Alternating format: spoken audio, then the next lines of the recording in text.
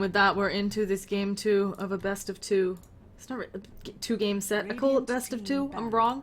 Once again, I'm Llama Down Under and joined by PQ. Yeah, I just call it the wrong thing. It's fine. And I think Team Chappa, they just seem to, as you pointed out execute Team Fade. Is there maybe something Team Fade can do in the draft? Give themselves a bit of an easier draft? I think they definitely need some more lockdown if they're going to give away cores like Anti-Mage and Quap, and to some extent Invoker as well, because they just didn't have a way to assert their dominance. At no point in that game did they have any, but if they were to have had some, I feel like they didn't have the best heroes to force things. Yeah, and I think the Beastmaster actually did really well offlane, a lot better than I think we both expected, but just not, as you said, able to really do anything about that, because even though he had Primal Roar early, they didn't have damage follow-up to be getting pickoffs. But similar bans to last time, except for the Wyvern being banned out by Chappa. Instead of the Elk. Yeah. So maybe they're No. And do you think this is an instant Alk pick for Team Fade? If they do it, I think they are going to couple it with AA, just because AA is pretty much the hardest counter to Elk in the game, I think. Otherwise, I think they can let it through if they feel confident dealing with it, but after last game, I don't think they will. Yeah. Can you be a joke and you pick Alk AA? It's just like, no AA for you opponents? We have, I mean, it's not, the problem is AA is not, huh?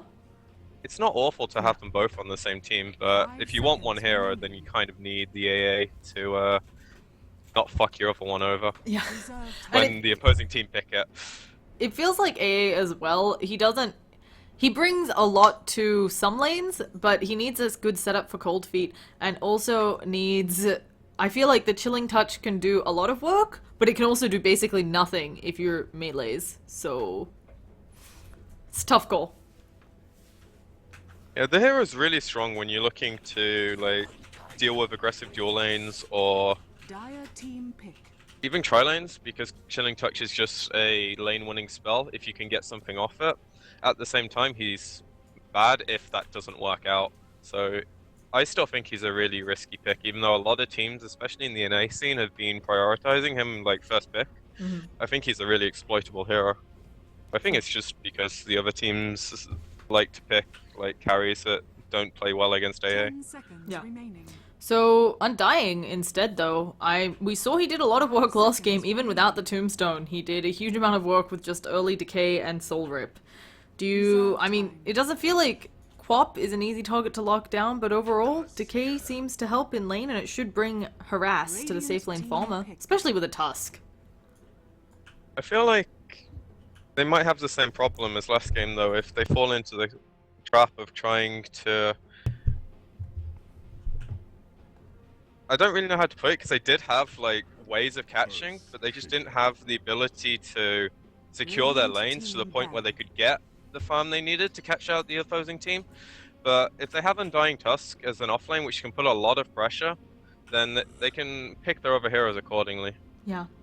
But Shake is really good at dealing with these heroes that want to get in your face, especially if you have something like Quap, who can punish aggressive dual lanes quite badly. Depending what else they put there. It feels though like Earthshaker, he puts down the fissure, you can always snowball over that. I think it's more if they snowball in and then you fissure, that's the ideal. Or if you can catch the Undying when he can't get around the fissure, that's a good way of dealing with him. Yeah.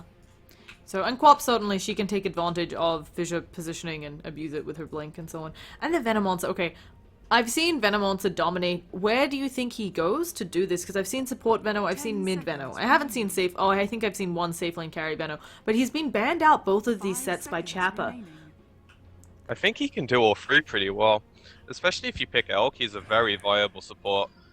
But mid lane, he can definitely, cause a lot of problems. Because if you leave the lane, he can push the tower quite safely. He's hard to gank once he has a wall of wards up, and a lot of mid heroes have problems with him. Same thing if you want to put him safe lane and use him to deal with off lanes. He's quite tricky to deal with, and he's just cancerous to fight into. Yeah. So Dazzle as well, and now I'm a bit worried here for Team Fade. It felt like last game they didn't have much lockdown except for the Tusk Snowball in and the Primal Roar, and they're kind of headed towards that. The Undying Dazzle. I mean, you got like a 1 second stun on the Dazzle maxed poison touch, but you don't get that generally. Yeah, I normally skill stats instead of poison Yeah, I touch think at level most people 9, do. so yeah, I agree with you. I think they need some kind of carry here, like a Slardar or some kind of hero that provides like a go mechanic 10 seconds remaining. for sure. Yeah. Slardar could be a usable hero here because he's very good with Dazzle. Tusk and Undying are both like very good early game frontliners as well. Reserve So time. they could get a really big lead if they went for something like that. And Shadow Fiend's like quite vulnerable to heroes that just get on top of him early. And there's not many defensive supports left. TA's Radiant team similar at doing that, I guess. Instead of stunning people, she just kills them, which is arguably better. Yeah, but she does have some flaws, of course, being that the Queen of Pain will probably have a fine time. Actually, she's meant to win against Shadow Fiend. So I'm kind of wondering whether they'll put the Shadow Fiend mid or Queen of Pain for Chappa. But I do feel like if she gets on the wrong side of a fissure as a Templar Assassin, even with Refraction, she can go down very quickly. 10 seconds remaining. I don't think there's any way it's not against Shadow Fiend here, because if you put Shadow Fiend safe lane against Undying Tusk, you're kind of asking for a lot of trouble. And Shadow Fiend can do alright in that lane because you can raise for CS and fall back to the jungle. TA can do the same thing where she like pushes up mid and goes for ancient, so it's kind of a to win the lane, but Shadow Fiend does alright, he'll still do his thing. Yeah. But if you put him bottom and he gets pressured, then he can't do that because he's going to be level deprived and he's probably not going to have any stacks unless his supports are just doing that the entire game. Which Yeah. means they're not doing anything else on the map, which means Team Fade will just run over them. So, I don't know whether it'll end up working out for them, but I also like the Templar Dazzle here just because of the changes to Solar Crest and Medallion where they got nerfed a bit. It feels like heroes that have, well, two things about TA. It got the inbuilt minus armor, and of course Dazzle has minus and positive armor. But also, Templar Assassin has side traps, and they weren't nerfed in Vision either, so it's really hard. I've seen some teams just constantly use the side traps all around the map, and it gives you just a little bit extra vision. It's hard to get rid of them all. It just gives you a slight advantage.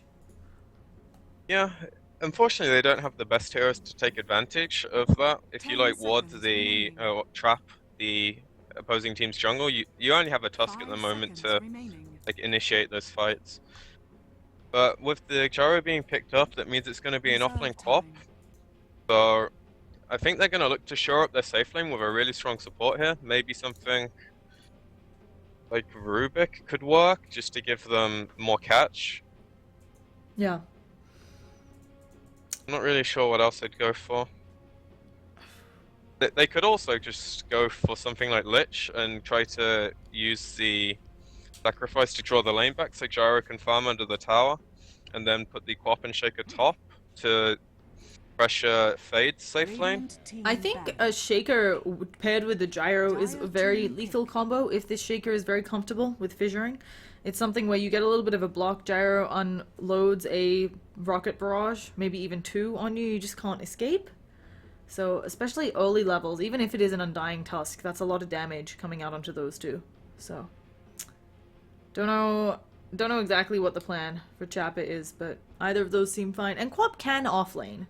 It's rough, because 15-second cooldown on that blink, but she can solo offlane and just have it be 5 okay. seconds remaining. I think the reason they're going to do it this game is because, one, they have Shaker to block the lane for the first wave, which pretty much ensures she'll get level 2. And second, they can pretty much read the Undying Tusk is going to be an aggro dual lane, so Quap's only going to have one support and a carry to deal with. As far as the carry that Fade want, I feel like they need to either go for a superior late game hero here, because they have a 4 heroes that can work really well as a unit and put pressure on the map. So maybe they could go for something like 10 Spectre or seconds remaining. AM. Just some hero that provides some like superior late 5 game. seconds remaining. Or they need to go super tempo control-y, which I don't think is the way. There we are, that's the AM. Yeah. Radiant team pick. So, this game, I feel like not as, Yeah, there's the Earthshaker lockdown. It still feels like the AM, as long as he gets off to a good start, should be fine. I think it'll be a race to see whether the Queen of Pain gets the Orchid before him, but as you pointed out, if this is a 3 Queen of Pain, she might not be able to afford the Orchid. AM's also really good against Quap because she can't trade with the AM, especially when you have a Dazzler to top the 10 AMer. seconds remaining. Yeah. At least in the like early laning stage, when 5 Quap doesn't have the seconds remaining. advantage. But as far as Chappa's support here goes, I still think Rubik's alright. Reserve time. What else is there? So, yeah, Can't I do really like think of Rubik. anything off the top of my head. They could also go Gareth, for... maybe? I Yeah, don't know. Witch Doctor, Skyrath, there's a lot of, like, kind of strongish supports. But I they like- need some form of lockdown, I feel like. So Rubik offers that to some degree. And he's got good stealing spell potential here. You can always generally get a free blink. You can steal the Shallow Grave pretty reliably, just because of how hectic team fights are. So, should The be... Tusk spells are all amazing as well. Yep. And, okay, that's our lockdown. Not maybe what we were expecting, but I like it. So, Mm. It's definitely like a stronger support to secure the lane, which I think is a really good idea because if Gyro gets pressured, he's not going to have much room on the map when there's a Shadow Fiend and Quap wanting farm as well. yeah. So if he can get the lane for farm, then that's really good. And Ogre's a stupidly overpowered base hero. Like his regen, his armor, damage, they're all ridiculous. Yeah, he has a lot of fun. He can just go in that lane with Quap, and they can put the Shadow Strike, the Ignite on the Anti-Mage, and he's not getting near the creep wave. Ogre will auto-attack him a bit. It's not fun. So, And Yeah. as you say, it does provide some lockdown, even though it's harder to pull off because the range is so short. yeah, it's maybe something, though, where you can sneak up on people. I've seen it. I've seen... Also, multicasts never count out RNG. So... This time I'll introduce Fade as we once again have the traditional pause at the beginning of a Dota game. We've got GA on that Dazzle, Senor Hydra on Anti-Mage, Blueberry Ninja on Tusk, Meek Rob on Undying, which means it's a support Tusk and a core Undying. I'll be interested to see exactly how they change that up. And TA is going to be played by Corey. Tossing it over to you. And on for the Chappa. side, we have Nort playing the Earthshaker, Pasha Invoker playing the Shadow Fiend, Nikaril on the Quap, Amber on the Ogre, and Dodger's Dota on the Gyro. Yeah, he's By the kind looks of... of things, he's heading top, so they're looking to dodge the aggro dual lane. Yeah, and I think it's kind of funny because Gyro plus Ogre Magi is also a scary lane, right? If you get ignited and you just don't have the ability to walk away at the time, you might take full Rocket Barrage, full Ignite. So that's... The only scary thing about doing this is they can rotate the, I guess it would be the Tusk in this case, as they want the Undying as a core to the lane, and then you kind of have your carry in a unfavorable position. But if you force them to rotate, then you can always rotate, and it becomes like a complete clusterfuck of laning chairs Yeah. at that point. I actually love the laning musical chairs that I don't know how many is the max you've seen rotations, but I had one game where literally pretty much every minute on the minute mark they would rotate because they were trying to dodge various lanes, and there was a broodmother involved and mid got involved. It ended up being the broodmother was suddenly mid, and I was like, this is hilarious. I don't know what's going on. There definitely becomes a point where it's not worth it anymore, I think. They stopped in I about don't 10 quite minutes. know what that point is, though. Yeah. So either way, it's a good lot of fun, and it's something fun to see. And we are still paused. We're getting drawings. It looks like a ghost. It's actually okay. This is a really good drawing. Holy cow! That's scripted for sure. There's no way that's What, you done don't manually. think our brown player draws that well? No, definitely not. Oh, I know he scripts that shit. I know 100%. I thought it was really well done. No, like, there's no way you do that. Yeah. Hon trash. Oh, I didn't see the next one. It looked like a gorilla, I think. It was the S2 logo. See, here's a hand-drawn one. What is it? You can see the difference. It's like a face with teeth.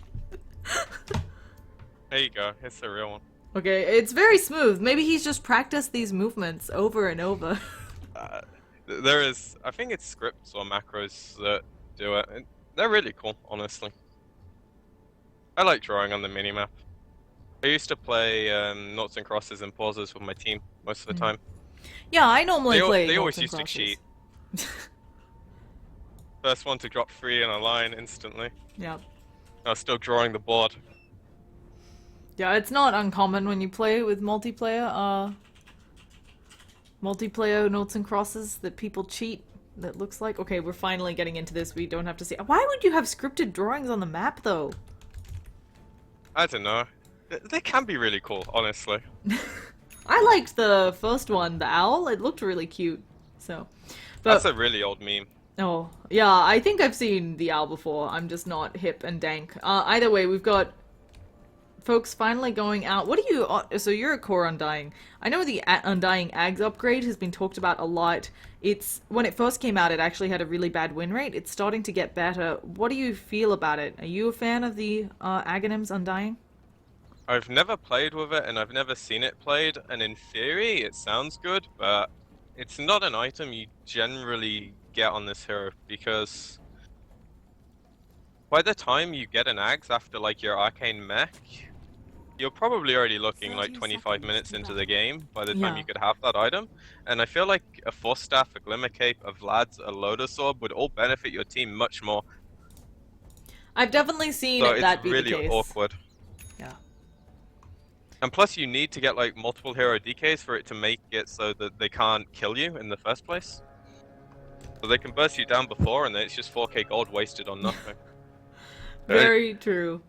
I was Chappa really. should. Battle Sorry, go on. begins. Oh, I was just really surprised when he got an Ags upgrade that it didn't at all affect Flesh Golem. I thought it was going to be like extra amp damage, but they went with the decay, so. Kind of Tinker-esque, I guess. Yeah. But Now. with Chappa dodging these lanes, Fate should have figured it out. I hope. Yeah, they're already moving. Oh, never mind. The Tusk is still like in between, looking to do something to mid, I guess. Yeah, I thought Dazzle was going to come and give some harass to middle. He's got. Oh, he's bringing the salve to Corey, trying to make sure Yeah, that. both supports did the same thing. Yeah. Like the Tusk was hanging around here, and the Shaker decided to go back to the tier 2 and pick up the Tangos, the same thing the Dazzle did. So they didn't want any of the courier sniping that happened in game 1. So, who wins? Okay, so Anti-Mage versus Gyrocopter. Gyrocopter's range, but he's like poor man's range, you know, 365 range. So Anti-Mage shouldn't have the worst of times. He'll get harassed a bit more, but of course he trades really well with a Gyro. Yeah, but there's an Ogre that's about to hit the shit out of him. He's just gonna not have fun now. Yeah, now that the Ogre's here. Can Dazzle help him? I mean, you know, there's some healing. Oh gosh, Ogre's out of mana. Oh, wow, this Anti-Mage, he does have a blink away, so he should be fine, but he's already taking a lot of harassment from the Ogre. And he's gonna need to use that salve. That was a smart thing to do though, because once you get the Ogre like low, and he's out of mana, then you can farm for the next 2 minutes or so while he like goes to regen. Dazzle's actually getting pressured, but he's just forcing the Jar off the lane. The Anti-Mage is getting the chance to CS and bring the lane back a bit, so this is good. And the lanes are kind of broken down into normality now. Yeah, he's gonna be very happy about that. And Ogre is using a Clarity, but it's... we'll see if Anti-Mage spots that and gets some hurt into him. Now this mid lane, I know TA is meant to have a good time against Shadow Fiend, but it looks like this Shadow Fiend's doing just fine. It's hard to stop him farming, because he can always just use like his 2 longer ranged razors, and he can get 1 CS for each of them guaranteed, so... I feel like you have to win the lane in the first 2 levels and completely get him out of regen for him to have any trouble in the lane. Yeah. Which is really hard to do, like the SF has to misplay or something. Or the TA just has to be a 10 times better player.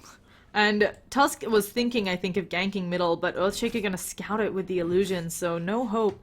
I think very easy to get a kill there with a well-timed snowball and ice shards, but no such luck. And Queen of Pain, it feels like she should win this engagement down bottom. She should just be able to superiorly harass the Undying.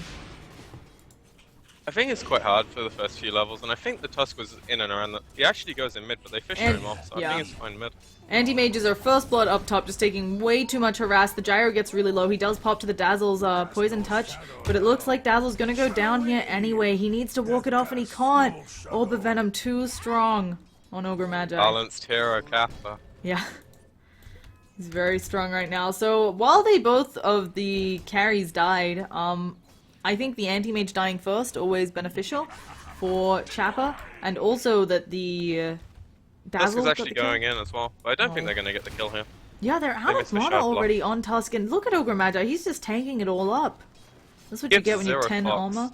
Yeah. The gyro also died out of experience range, so that's something to take into account. No one got anything for his death, except the gold. That definitely helps. Yeah, and while Considering the Dazzle... Undying...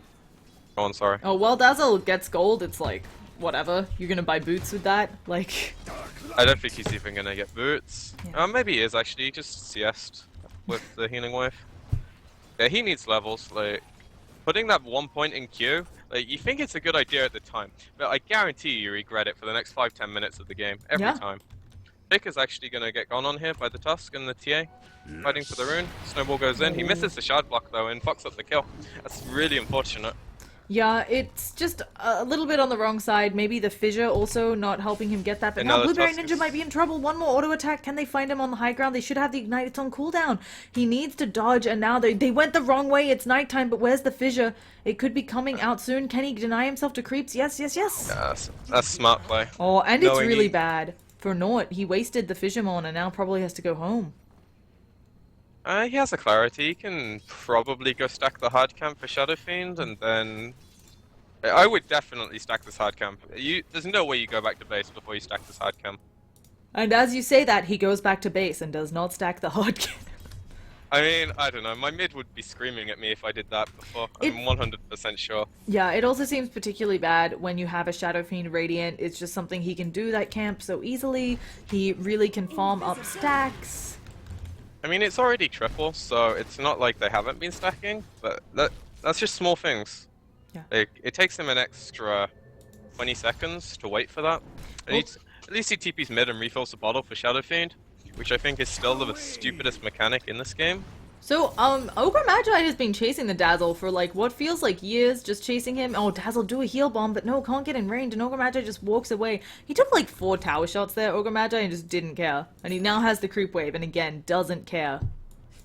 So, and they're trying to set up a gank on Quap, but I don't know, it's a Quap, guys. She does have Blink on He can cooldown for actually die here, ages, his though. Blink's on cooldown. Yeah, what? I think Never mind. Yeah, I think they should have gone ham there then. I think they knew his Blink was on cooldown and just weren't quite sure on the Yep. opportunity. He had an 8 stick, and by the time the snowball hit, it would probably have been up, so I don't think it would have been a kill.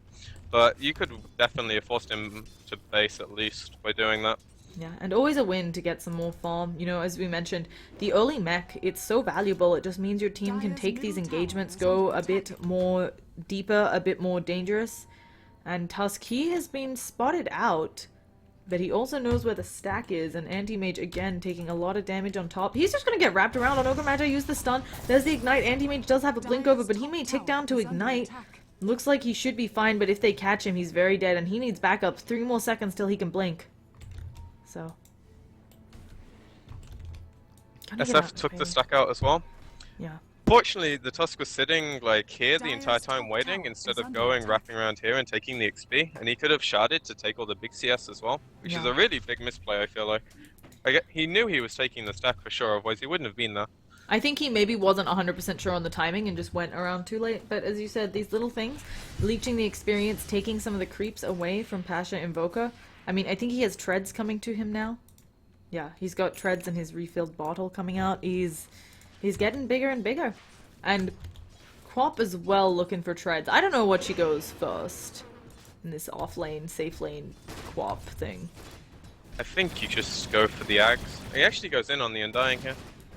Yeah, there's gonna be backup though. He does manage to get the Undying. Can Tusk do any sort of follow-up? He's out of everything, and Nicoril has another blink in 6 seconds. She's gonna be fine on that Quap. Mikrop tried to bait there. You could see he wanted to Sorrow buff and heal with the stick, or maybe have the Tusk dodge the Quap ulti with Snowball, but it just didn't work out. Maybe he mistimed. I don't know if he got the Sorrow off, but it would have been a really legit bait if it worked. How do you feel about early points in Bloodlust? Ogre Magi already has one. I have good RNG, so I max the Fire Blast, but I know the more damage build for sure is always maxing Ignite. So I'm not quite sure about this 1 point Ignite, 2 points Fire Blast, 1 point Bloodlust. I think the 1 point in Oh Bloodlust gosh, is they're gonna have a big team fight here. There's the cooldown. Tombstone is dropped as well, but again with the Bloodlust, they can take this down quickly. Where's the Soul Rip? They get it onto the Tombstone. There aren't enough zombies though. Here comes Anti-Mage. He doesn't have anything. There is no Monta on the Gyro. Tusk has come in as well. They do the... Oh gosh, they blow the Mana Void, but it's not enough. And now here comes SF. He doesn't have Requiem of Souls, so didn't get to pop that out of Invis. But they should be able to get the Ogre Magi if AM blinks. It's already 3 of them dead, but they're going on SF. It makes sense, but I don't know if they're gonna catch him. There's a raise to the face. They should get this AM. Oh, sorry, this Shadow Fiend. And Ogre Magi gets away. He regened a lot in that fight, but I don't think that's a good trade for Fate. They lost so many. Didn't they only lose 2? They lost And they got 3. both They lost the cores. Dazzle, the Tusk, and the Undying. Oh no, I think that's worth it for sure when you get the Shadow Fiend and the Gyro. Like, you're looking at the 2 biggest cores as opposed to your 3 least relevant farming heroes. And so, maybe it's not a win, but I wouldn't call it a loss. Okay. At least even. And But plus you had certainly- more heroes like rotating away. So they weren't farming. I think the Quap was bottom on her own though, so Yeah. Maybe Certainly it was a puts win. them back a little bit on those supports, but as you pointed out, Anti-Mage and Templar survived that. And Anti-Mage looking like he's going the headdress. He's got the treads. He's now going to work on that Battle Fury, but picking up a headdress first. It's not uncommon. It just helps him sustain a little bit better in lane. so much value. For the extra 250 gold you spend, you get so much for it. Yeah, I makes think a it's lot of 200. sense. Yeah, it is 250. So, and Templar Assassin doing stacks as she does, I think Deso first, right? Blink second? This isn't a Blink first game. Yeah, I agree with the Dessa. Something I wanted to say earlier but I didn't get the chance was I really wanted the Radiant supports to smoke and maybe gank the TA and ward off her Ancients, but not warding this has just given her like 1,000 gold or so, which she shouldn't be getting. Like in... Oh, we letting have her an have that. engagement in mid. They've got the Ignite coming out. Where is the follow-up? Shadow Fiend is nowhere nearby. He's finally coming in. Ogre Magi Right. almost killed the Dazzle himself, and now this hasted Ogre is gonna get away. Raised to get it. Up top, it also looks like Anti-Mage taking a lot of damage. Where's his blink? He gets it. He's at 150 health. And now it looks like they're wrapping around for a gank onto this onto this SF. They've got the snowball. Do they have enough though? The Tombstone kind of being a pulsing block, but we got a lot of TPs. Quap might just come in. Sonic waves them all. She does. Multicast onto Undying. And now they're gonna get out, but they got the SF, and that might be considered worth it if Blueberry can get out here, and I think he will. So I think that's a really good trade as well with the Sonic Wave being down. Means they can play a lot more aggressive. yeah, That is one reason why I think you always go Requiem level 9 on Shadow Fiend. Like he could have turned that around. He doesn't have it. I haven't seen this one before. I'm used to seeing it, as you point out, at level 9. I think that's a big misplay. But if you're not planning to fight, I can understand the reasoning, because you hit creeps more efficiently. But I don't think you need to hit creeps more efficiently. Like, I Yeah. think having Requiem is just better. Even the Death Requiem there would have probably secured a kill. Yeah, and especially since this Shadow Fiend, he is going mech, and that implies to me he does plan on fighting. So it's a bit odd to not go that Requiem of Souls. Now he has it, but going for the mech But and really not the late Requiem? mech as well. Yeah, it's because he got picked off twice in those early engagements. There's a cooldown, but Tia's gonna block this with her refractions. But the multicast again! AM finally getting the kill on that Ogre Magi, and while he is a support, that is a huge kill, because this guy has been wreaking havoc all over the map. He's actually really farmed well. Yeah, no, I mean, this is what Venom, happens. Arcanes, Urn, and a bottle. I feel like that's so many build-up items. He's 3-1 and 3. That was his first death. He had so much kill involvement. Pretty much every time someone's died, he's been there. So, As opposed to the Tusk, who's been like almost a null factor, minus the or kills. the in mid. Earthshaker. The Earthshaker has been a null factor as well. 0-0-0. His I think fissures... he's been like the stacking, but he's Oh, actually gosh. gonna help Speaking get a of, kill on Tusker. yeah, Blueberry's gonna go down, tries to delay it with a snowball. Can the TP rotations do anything? Dazzle will have Shallow Grave, he uses it on himself! Oh gosh, it actually turns out to be a good Shallow Grave on himself, but he's gonna go down anyway. One more auto attack, and now Mekrop also gonna fall. TP's in one after another. And yeah, Pasha, we were just talking about how the Shadow Fiend had a bit of a bad run for a few waves, and suddenly he is right back up there on the top net worth. And TA's getting harassed out mid by the Gyro. I don't think it's gonna be a kill. It might... Because the creep Oh, was okay. tanking the rocket barrage. I was surprised Dodger's Dota didn't follow a little bit more. He does have phase boots. TA does as well, I guess, but her refractions were on cooldown. He couldn't have known how long the refractions were on cooldown, though, I think. So, I actually think if he chased into the tower, TA would just kill him because his rocket barrage got tanked by the creep wave. So. They're actually looking to go in again, but we have a pause, and they have a push on the tier 2. TA is probably going to be okay. Anti-Mage is trying to work on top, but I don't think he's getting this. He's over halfway to his Battle Fury. That's something. yeah, I don't think the timing's going to be early enough this game though, because it's the amount of control that you're going to be able to get from pushing these two towers, and then they're probably going to be able to rotate mid with either a smoke gank kill and then transition into a tower, or just literally walk up the lane and hit the tower, because there's not much D-push coming out from Fade. So they're going to lose a lot of map control in the next 5 minutes, I'd say. And if Anti-Mage doesn't have space to farm, then he's a very irrelevant hero. Also, Chappa's lineup, both lineups can do Roshan very early with Presence of the Dark Lord or TA's Meld. You're feeling comfortable to do that Roshan earlier than many other teams. They don't have to wait on the medallion. So That could be the big turning point here, because if Chappa go for a Roche and Fade know about it and can contest it, they get like a tombstone on the high ground and a weave on 3 or 4 of the cores, they could definitely turn the fight. So hopefully they just play it safe, take the map control and play it smart, and they should be able to like zone the anti-mage out of farming most of the map. yeah, it also doesn't feel like game. Fade have great team fight, right? Like, they're relying on TA to do a lot of damage and this minus armor. Actually, here comes in the TA. They've got a snowball onto Nick. Oh, it's onto Dodgers, but Nick Real TP's away. There's the cooldown. They're gonna have to hope they dodge a lot of this, but oh gosh, they're all grouped up. Requiem of Souls as well. Refractions are down, and Raze is burning through TA. Devastating team fight, and that is not what you wanted. That is really bad for Fade. They 14 and 5. I can't understand that at all. Like, you should know, right? There's a Quap ulti, there's a Jara ulti, there's a Shadow Fiend ulti. You're 4 pretty squishy heroes, like even the Undying's pretty squishy until he has like 2 or 3 decay stacks. Like, there's no way you win that fight. Even if they whiff 1 ulti, I think they still kill you with the other 2. They're gonna try and transition into Roche now with the DD on Shadow Fiend, which is a very fortunate rune. But I think without DD, they wouldn't have the confidence to do this. Or it could be risky if they do choose to. And it's gonna also mean space for the Earthshaker to get his Blink Dagger, which is making it easier and easier for them to kill off Anti-Mage. There's the Aegis, picked up by Shadow Fiend. I feel like the time for this Anti-Mage drawing... I mean, he's gonna get probably a 20-minute Battle Fury with Treads and the headdress. Just not fast enough, like you pointed out before. If the Shaker gets his blink, it's going to like completely disable his ability to cut creep waves and do any weird shenanigans if the Shaker's on top of him, so he's gonna have to play super safe. Yeah. They're going in on mid on the Quap. He gets a kill on the Undying, but the return kill for the Tusk is definitely worth it for Fade. Yeah, Gives him a lot of money. he's working towards a Blink, I think, on the Tusk. Hopefully trying to save teammates, right?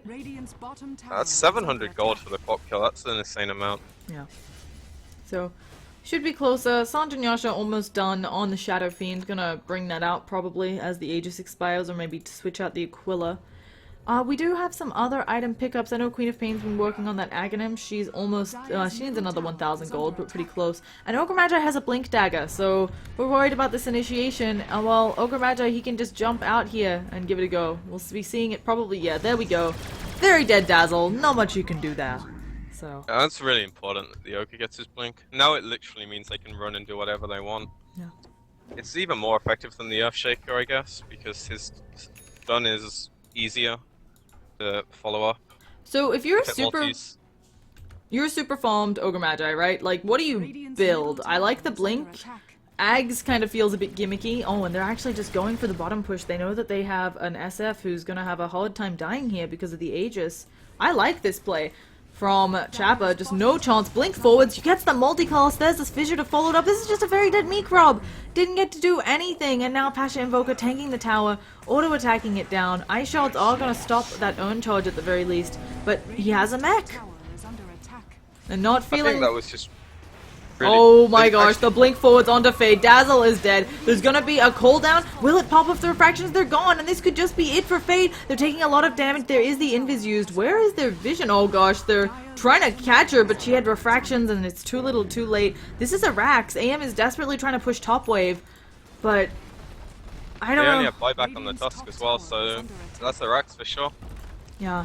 They are probably after this 20,000 net worth and about 15,000 experience behind because of how much money you get from Rax. And yeah, AM might get a tier 2, and I understand that it's kind He's of the best dead. he can do. Oh gosh, he gets Echo Slammed.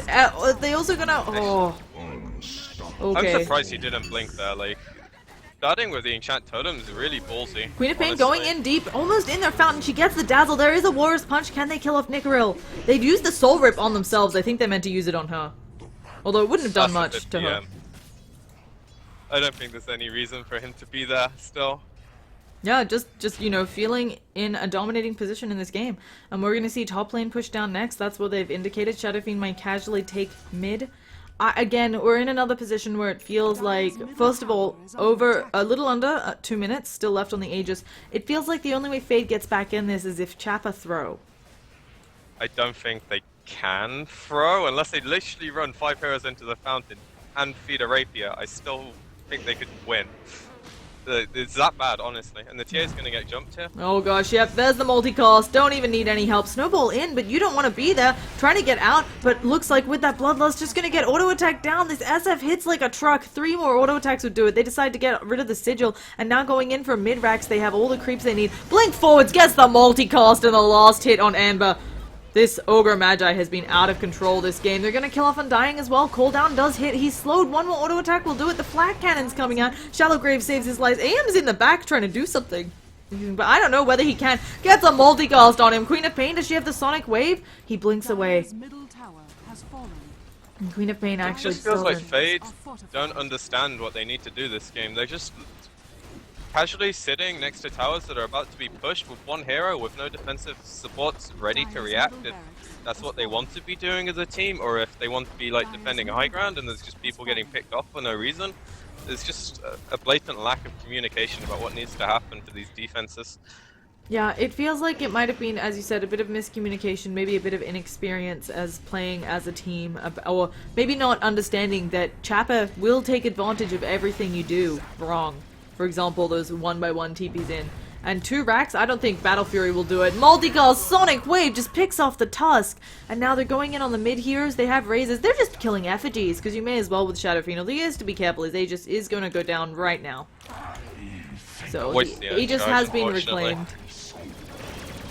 And yeah, they're going in him. No multicast this time, but the cooldown looks like it'll be enough. Undying, just gonna die to Flag Cannon. Gets a cold... Oh, Echo Slam, killing off TA.